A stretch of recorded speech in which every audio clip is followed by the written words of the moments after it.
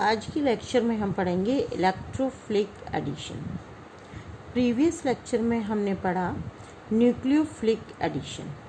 Nucleophilic addition, electrophilic addition, ये सब हम किस में पढ़ रहे हैं? अनसैचुरेटेड कंपाउंड्स के अंदर।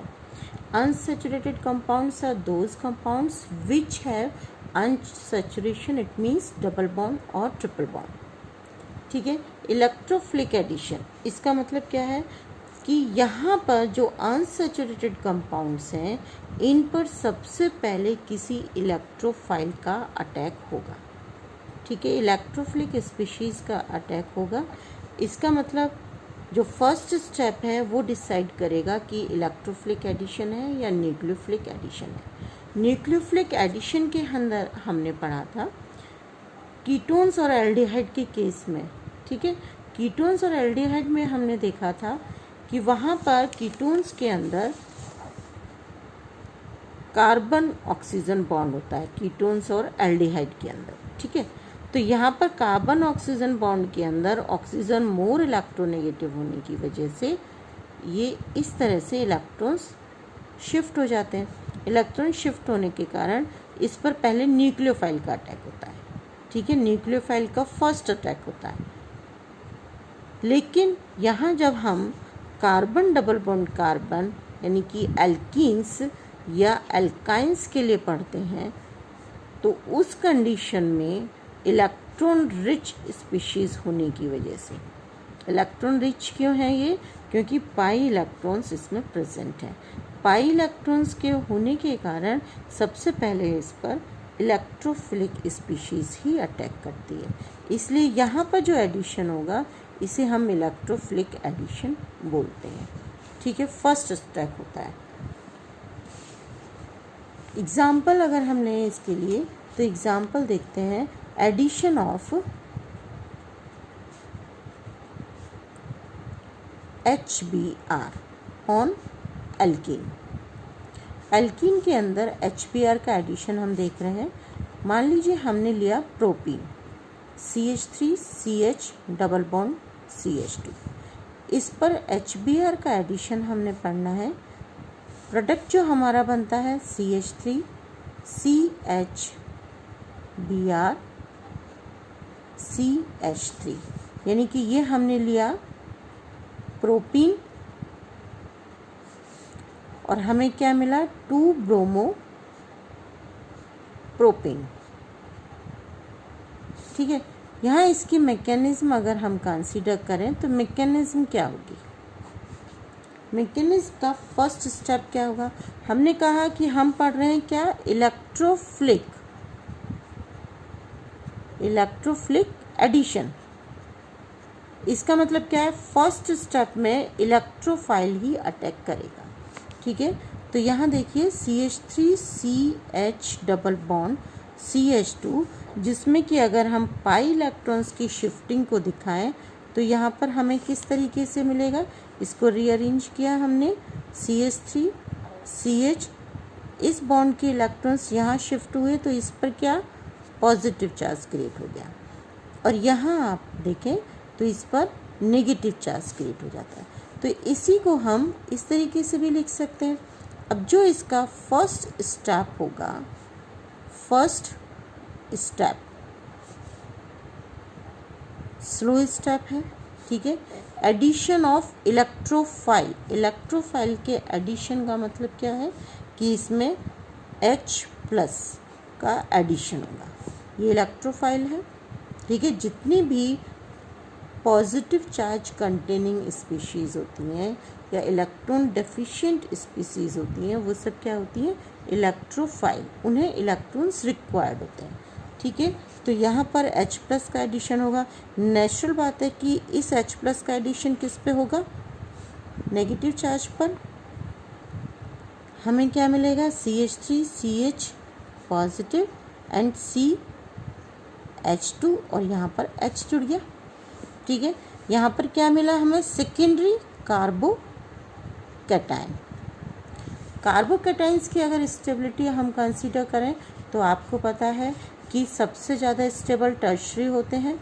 स्टेबिलिटी अगर हम इनकी देखते हैं तो stability of carbocation, tertiary carbocation सबसे ज़्यादा स्टेबल होते हैं, then secondary and then primary, और फिर आपका मिथाइल कार्बोकैटायन।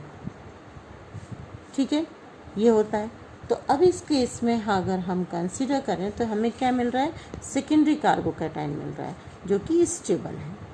ठीक है, तो ये यहाँ पर इसका फॉर्मेशन हुआ। अब इसका सेकेंड स्टेप क्या कहता है कि सेकेंड स्टेप में हमें यहाँ इसके सेकेंड स्टेप में हम देखें तो सेकेंड स्टेप में एडिशन होगा प्लस नेगेटिव पार्ट का, यानी कि न्यूक्लियोफिलिक स्पीशीज़ का।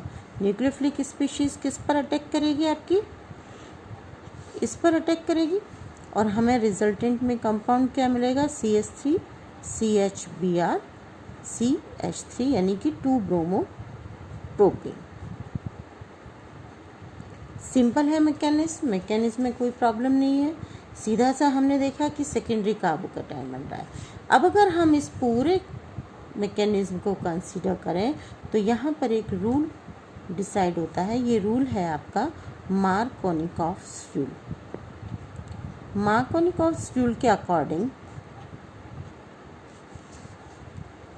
जो आपका H आयन है, यानी कि जो हाइड्रोजन हमने जोड़ा वो ऑलरेडी जिस कार्बन पर हाइड्रोजन ज़्यादा है उस पर जाएगा, या दूसरे शब्दों में अगर हम कहें तो मार्कोनिकॉफ्स रूल के अकॉर्डिंग जो नेगेटिव पार्ट है एडेंडम का, एडेंडम क्या है अपना HBr, this is known as addendum.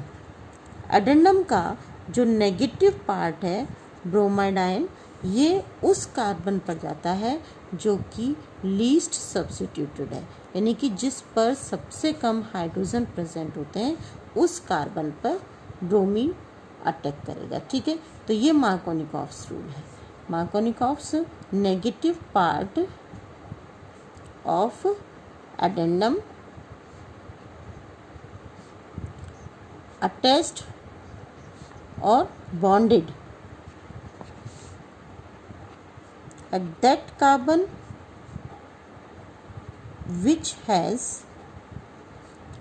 less number of hydrogen atoms। ठीक है, ये मार्कोनिकॉफ्स रूल है। तो उसके अकॉर्डिंग हाइड्रोजन हैलाइड का एडिशन हम पढ़ते हैं। जनरली हम इसमें HBr का एडिशन पढ़ेंगे, और दूसरी जो रिएक्शन है, मान लीजिए आपके पास ये है, इसके साथ हम ब्रोमीन का एडिशन पढ़ते हैं। तो ब्रोमीन का एडिशन कार्बन टेट्राक्लोराइड की प्रेजेंस में, सॉल्वेंट हम लेते हैं कार्बन टेट्राक्लोराइड, कार्बन टेट्राक्लोराइड की प्रेजेंस में ब्रोमीन का जब एडिशन करते हैं तो हमें क्या मिलेगा, CH3 CHBr CH2Br। ठीक है, ये एक टेस्ट है, सिंपल टेस्ट है अनसैचुरेशन के लिए, कि कोई भी आपका ऑर्गेनिक हाइड्रोकार्बन है वो सैचुरेटेड हाइड्रोकार्बन है या अनसैचुरेटेड हाइड्रोकार्बन है। उसके लिए ये एक टेस्ट है कि हम उस हाइड्रोकार्बन को कार्बन टेट्राक्लोराइड सॉल्वेंट में डिसॉल्व करें और फिर उसके बाद उसमें ब्रोमीन का एडिशन करते हैं। तो डीकलरेशन ऑफ ब्रोमीन, यानी कि ब्रोमीन का रंग अगर उड़ जाता है, इसका कलर अगर उड़ जाता है, तो इसका मतलब हाइड्रोकार्बन आपका अनसैचुरेटेड है। ठीक है, दूसरा हाइड्रोजनेशन रिएक्शन भी हम इस पर शो कर सकते हैं। हाइड्रोजनेशन निकेल और प्लैटिनम के प्रेजेंस में हाइड्रोजनेशन भी होता है। तो ये जनरली जो एल्कीन की रिएक्शंस हैं वो किस तरह की रिएक्शंस होती हैं, इलेक्ट्रोफिलिक एडिशन रिएक्शंस। फर्दर हम पढ़ेंगे इसके बाद फ्री रेडिकल एडिशन रिएक्शंस। अब देखिए free radical addition reactions. Free radical का मतलब है यहाँ जो हम एल्कीन में एडिशन रिएक्शंस पढ़ रहे हैं वाया फ्री रेडिकल है। फ्री रेडिकल के लिए नेसेसरी कंडीशंस क्या हैं कि लाइट की प्रेजेंस हो या आपके पेरोक्साइड प्रेजेंट हो। ठीक है, तो इसलिए इसको हम पेरोक्साइड इफेक्ट या कोलराउश इफेक्ट भी बोलते हैं। कोलराउश जो साइंटिस्ट थे उन्होंने ही इसको इन्वेंट किया था। ठीक है, इसलिए फ्री रेडिकल एडिशन रिएक्शंस में हम एडिशन जो आपका होगा इस रिएक्शन में वो वाया फ्री रेडिकल होगा। यहाँ जो हम लेंगे एक ये रिएक्शन एग्जाम्पल के लिए लिया हमने, फर्दर सेम लिया है हमने, बस रिएक्शन कंडीशंस चेंज कर दिए हमने। रिएक्शन कंडीशंस में क्या चेंज किया है कि प्रोपीन के अंदर HBr का ही एडिशन पड़ रहा है, पर रिएक्शन कंडीशंस में चेंज क्या है, बेंजोइल परऑक्साइड की प्रेजेंस हमने ली है। ये बेंजोइल परऑक्साइड की प्रेजेंस है और लाइट की प्रेजेंस है। तो इस कंडीशन में जो एडिशन होता है वो मार्कोनिकॉफ्स रूल के अगेंस्ट होता है, यानी यहाँ पर जो रूल फॉलो होता है वो एंटी मार्कोनिकॉफ रूल फॉलो होता है। एंटी मार्कोनिकॉफ रूल फॉलो होता है, इसका मतलब क्या है, मार्कोनिकॉफ रूल में हमने पढ़ा कि जो नेगेटिव पार्ट था वो लेसर हाइड्रोजन कंटेनिंग कार्बन पर बॉन्डेड हो रहा था। अब एंटी मार्कोनिकॉफ रूल में क्या होगा कि जो नेगेटिव पार्ट है वो किस पे जाएगा, जिस कार्बन पर हाइड्रोजन एटम्स ज़्यादा हैं। ठीक है, तो हमने यहाँ पर क्या देखना है कि बेंजोइल परऑक्साइड और लाइट की प्रेजेंस में जब एल्कीन पर हाइड्रोजन हैलाइड यानी HBr, पर्टिकुलरली हम HBr पढ़ते हैं यहाँ पर, क्यों पढ़ते हैं ये भी हम डिस्कस करेंगे कि HBr का जब एडिशन होता है तो ब्रोमीन उस कार्बन पर बॉन्डेड होता है जिस पर हाइड्रोजन ज़्यादा है। ठीक है, तो यहाँ पर हमें मिलता है 1 ब्रोमोप्रोपेन, जबकि मार्कोनिकॉफ रूल के अकॉर्डिंग हमें क्या मिला था इलेक्ट्रोफिलिक एडिशन में 2 ब्रोमोप्रोपेन। यहाँ फ्री रेडिकल एडिशन रिएक्शंस में हमें मिल रहा है 1 ब्रोमोप्रोपेन। ठीक है, इसकी मैकेनिज्म को जब हम पढ़ेंगे तो हमें ये क्लियर हो जाएगा कि ये किस तरह से बना। मैकेनिज्म देखिए, इसकी मैकेनिज्म में फ्री रेडिकल्स की जितनी भी मैकेनिज्म होती हैं ये चेन रिएक्शंस होती हैं। चेन रिएक्शंस का मतलब है कि एक बार फ्री रेडिकल जनरेट हो जाता है, उसके बाद जब तक पूरा कोई भी एक सबस्ट्रेट या रिएजेंट फिनिश्ड नहीं हो जाता तब तक ये चेन रिएक्शन कंटिन्यू रहती है। ठीक है, तो चेन रिएक्शन के थ्रू ये होगा मैकेनिज्म, जिसका कि फर्स्ट स्टेप क्या होगा, हमने क्या लिया है रिएजेंट यहाँ पर बेंजोइल परऑक्साइड। तो बेंजोइल परऑक्साइड का लाइट की प्रेजेंस में होमोलिटिक क्लीवेज होगा। बेंजोइल परऑक्साइड है C6H5O2 C6H5। ठीक है, ये जो ऑक्सीजन ऑक्सीजन बॉन्ड लिंकेज है, इस लिंकेज का लाइट की प्रेजेंस में होमोलिटिक क्लीवेज होगा। होमोलिटिक क्लीवेज का मतलब है कि जो शेयर्ड दोनों इलेक्ट्रॉन्स हैं वो दोनों सिमेट्रिकली डिस्ट्रीब्यूट हो जाएंगे दोनों ऑक्सीजन एटम्स को। तो हमें क्या मिलेगा, बेंजोइल फ्री रेडिकल C6H5O। ठीक है, ये जो हमें फ्री रेडिकल मिला, ये इनिशिएटिंग स्टेप्स पढ़ रहे हैं हम, तो ये फ्री रेडिकल किस पर, दूसरा रिएजेंट क्या है हमारा HBr। HBr का भी होमोलिटिक क्लीवेज करेगा। एक्चुअली इस पर एक इलेक्ट्रॉन प्रेजेंट है, इसलिए यहाँ इसको भी एक इलेक्ट्रॉन रिक्वायर्ड स्पीशीज ही चाहिएगी, यानी कि 1 इलेक्ट्रॉन कंटेनिंग स्पीशीज चाहिए। तो HBr जो बॉन्ड है इसका भी होमोलिटिक क्लीवेज होगा और शेयर्ड इलेक्ट्रॉन एक हाइड्रोजन पर और एक इलेक्ट्रॉन ब्रोमीन पर चला जाएगा।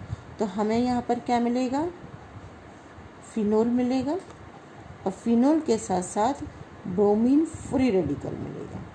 ये जो रिएक्शन है, ये जो क्लीवेज हुआ है, ये एक्सोथर्मिक रिएक्शन होती है, ये ध्यान रखना है हमें। ठीक है, दूसरा, अब इसके बाद जब ब्रोमीन फ्री रेडिकल बन गया आपका, तो अब ये चेन प्रोपेगेट होगी, यानी कि अब चेन कंटिन्यूस स्टार्ट हो जाएगी और ये इसका प्रोपेगेशन शुरू हो जाएगा। चेन प्रोपेगेटिंग स्टेप्स में जो फर्स्ट स्टेप है वो क्या है कि ये जो ब्रोमीन फ्री रेडिकल बना है, ये ब्रोमीन फ्री रेडिकल एल्कीन पर रिएक्ट होगा। जैसे ही एल्कीन इस ब्रोमीन फ्री रेडिकल के रीजन में आती है तो उस कंडीशन में CH carbon carbon double bond जो है इसका होमोलिटिक क्लीवेज होगा। होमोलिटिक क्लीवेज होगा यानी कि एक फ्री रेडिकल यहाँ इलेक्ट्रॉन यहाँ इस कार्बन पर और एक इस कार्बन पर जाएगा और कंडीशन क्या होगी कि हम ये कहेंगे कि ये ब्रोमीन फ्री रेडिकल यहाँ अटैच हो गया। हमें सेकेंडरी फ्री रेडिकल मिला। अब इस कंडीशन में देखो कि सेकेंडरी फ्री रेडिकल मिला है, ये मोर स्टेबल है। अगर हम ये कहते कि ब्रोमीन का एडिशन यहाँ पर हो जाता है तो हमें प्राइमरी फ्री रेडिकल मिलेगा जो कि लेस स्टेबल है। अगर हम इनकी फ्री रेडिकल्स की स्टेबिलिटी देखें कि स्टेबिलिटी ऑफ फ्री रेडिकल्स इनकी क्या होगी, tertiary free radical is most stable, then secondary और देन प्राइमरी फ्री रेडिकल्स। तो इस कंडीशन में देखिए कि ब्रोमीन अगर पहले प्राइमरी कार्बन पर अटैच्ड होता है तो हमें सेकेंडरी फ्री रेडिकल मिलता है जो कि मोस्ट स्टेबल है इन कंपैरिजन टू प्राइमरी, यानी कि 1 डिग्री फ्री रेडिकल, ठीक है, प्राइमरी फ्री रेडिकल के। तो मेजर प्रोडक्ट हमारा किससे डिसाइड होगा, सेकेंडरी फ्री रेडिकल से, और माइनर प्रोडक्ट किससे डिसाइड होगा, प्राइमरी फ्री रेडिकल से। अब इस चेन प्रोपोगेशन में जो हमें सेकेंडरी फ्री रेडिकल मिला, ये सेकेंडरी फ्री रेडिकल रिएजेंट के दूसरे मॉलिक्यूल को के साथ रिएक्ट होगा। इस मॉलिक्यूल का फिर से होमोलिटिक क्लीवेज होगा, यानी कि हमें इस पूरी मैकेनिज्म में केवल फ्री रेडिकल ही जनरेट होते दिखाई देंगे। एक फ्री रेडिकल दूसरे मॉलिक्यूल का होमोलिटिक क्लीवेज करेगा और फिर से फ्री रेडिकल जनरेट होगा। इस तरह से ये चेन प्रोपेगेट होगी। यहाँ रिएजेंट के दूसरे मॉलिक्यूल यानी HBr के दूसरे मॉलिक्यूल को ये होमोलिटिक क्लीवेज करेगा और इस तरीके से हाइड्रोजन का एडिशन इस पर हो जाएगा, हाइड्रोजन फ्री रेडिकल जो जनरेट होगा, और हमें मिलेगा 1 bromopropane plus bromine free radical. ये हमारा मेजर प्रोडक्ट था। जो हमने दूसरा पढ़ा था प्राइमरी फ्री रेडिकल, उस पर भी इस तरीके से अटैक होगा तो हमें 2 ब्रोमोप्रोपेन मिलेगा जो कि माइनर प्रोडक्ट है। हमारा मेन कंसिडरेशन इस मेजर प्रोडक्ट से है, जो कि हम ये कहते हैं कि परऑक्साइड की प्रेजेंस में और लाइट की प्रेजेंस में जब एल्कीन पर हाइड्रोजन ब्रोमाइड का एडिशन होता है तो मार्कोनिकॉफ रूल के अगेंस्ट होता है, यानी कि addition of HBr to an alkene in the presence of light and peroxide is occurred by anti-Markovnikov rule. anti-Markovnikov rule के अकॉर्डिंग जो आपका प्रोडक्ट बनेगा वो बनेगा 1 ब्रोमोप्रोपेन, ठीक है। अब यहाँ पर ये चेन आपकी कंटिन्यूस स्टार्ट रहेगी। एंड में जब कोई एक सबस्ट्रेट ख़त्म हो जाएगा या आपका रिएजेंट ख़त्म हो जाता है तो उस कंडीशन में टर्मिनेटिंग स्टेप्स आते हैं।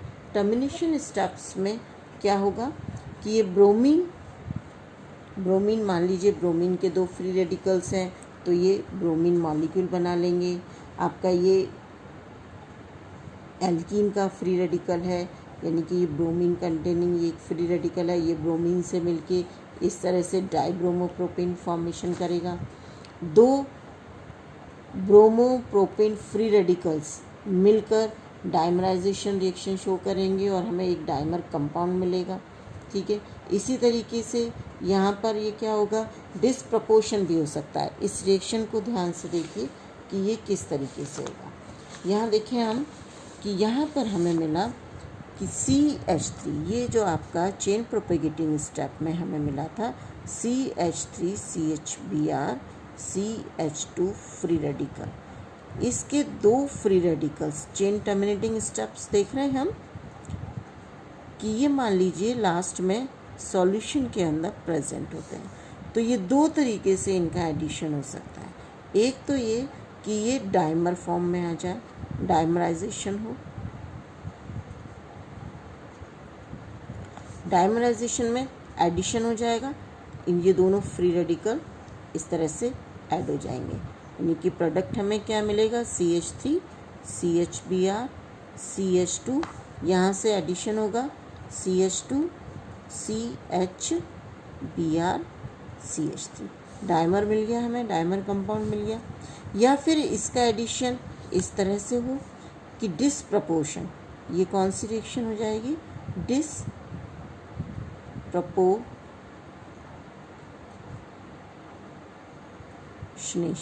ठीक है। डिस्प्रपोर्शनेशन का मतलब क्या होगा कि यहाँ इस तरीके से होगा कि ये जो फ्री रेडिकल है, ठीक है, इस फ्री रेडिकल को हम किस तरीके से मानेंगे कि यहाँ से ये हाइड्रोजन निकल जाए, CH3 CH Br CH2 है ये फ्री रेडिकल, ठीक है। यहाँ से ये इसका होमोलिटिक क्लीवेज हो और ये बाहर निकल जाए, प्लस दूसरा मॉलिक्यूल सेम ही लिया है हमने, ठीक है, Br CH2 फ्री रेडिकल है और ये कहाँ पे जाके जुड़ेगा, इधर जाके जुड़ेगा। तो इस कंडीशन में जो हमें प्रोडक्ट मिलेगा किस तरह से मिलेगा, CH3 C Br, ये फ्री रेडिकल जनरेट हुआ, डबल बॉन्ड CH2 आ गया और ये जो हाइड्रोजन फ्री रेडिकल निकला था ये यहाँ पर मिलकर CH3 CH Br CH3, यानी कि यहाँ पर तो हमें क्या मिल गया, 2 ब्रोमो प्रोपीन और यहाँ में क्या मिला, 2 ब्रोमो प्रोपेन, ठीक है। तो ये हमें ध्यान रखना है कि चेन टर्मिनेटिंग स्टेप में इस तरीके से जो ब्रोमो एल्केन फ्री रेडिकल्स मिलेंगे ये डायमराइजेशन रिएक्शंस शो करने के साथ साथ डिसप्रपोर्शनेशन भी शो करेंगे और डिसप्रपोर्शनेशन के अकॉर्डिंग एक हमें एल्कीन प्रोडक्ट मिलेगा और एक हमें ब्रोमो सब्स्टिट्यूटेड एल्केन मिलेगा, ये हमें ध्यान रखना है। तो फ्री रेडिकल रिएक्शन में जो एडिशन है फ्री रेडिकल्स के थ्रू किसकी प्रेजेंस में है, ध्यान रखने वाली बात है कि वो हमेशा पेरोक्साइड और लाइट की प्रेजेंस में ही होता है। अब क्वेश्चन ये है कि HBr को ही हम क्यों लेते हैं, वाई HCl और HI को हम क्यों नहीं लेते, ठीक है। HBr यहाँ पर हमने देखा कि जो स्टेप फर्स्ट था वो था exothermic reaction.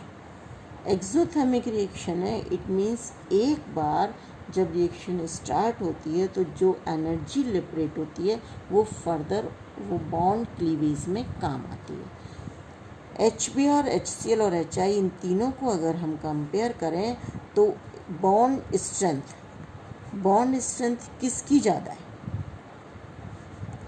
Bond strength consider करो, HCl की बॉन्ड स्ट्रेंथ HBr से ज़्यादा है और HI की सबसे कम है।